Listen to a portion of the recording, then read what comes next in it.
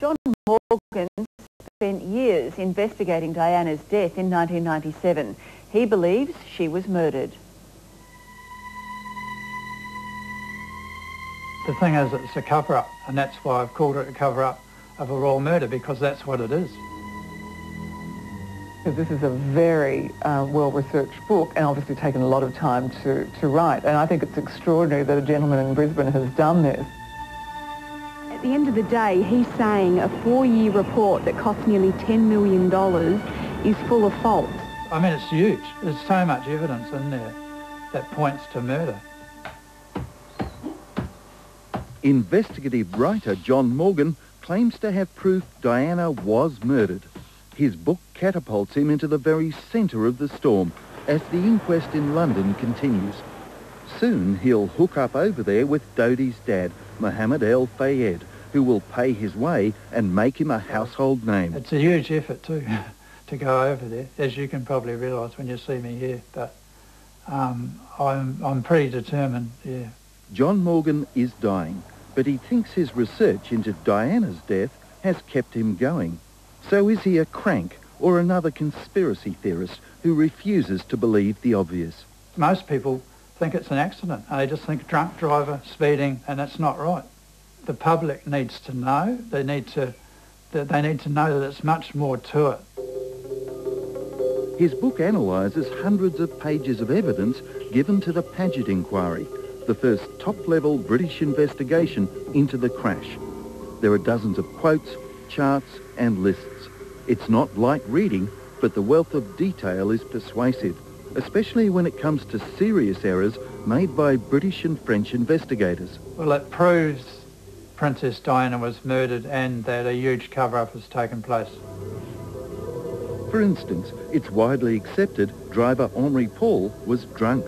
Was he drunk or wasn't he drunk? Well, he wasn't drunk. John believes blood tests were seriously flawed and claims crucial evidence was ignored. I mean, the CCTV footage in the Ritz Hotel, anyone can tell he wasn't drunk. He crouches down and ties up his shoelaces and does it with total ease, you know. Then there's the time taken to get Diana to hospital. And, I mean, you're talking about 1 hour, 41 minutes between the crash and the arrival at the hospital. Well, it's the centre of Paris. It's just ridiculous. He claims Secret Service agents acting as paparazzi staged the crash using cars and motorbikes. Yeah, it's an orchestrated crash.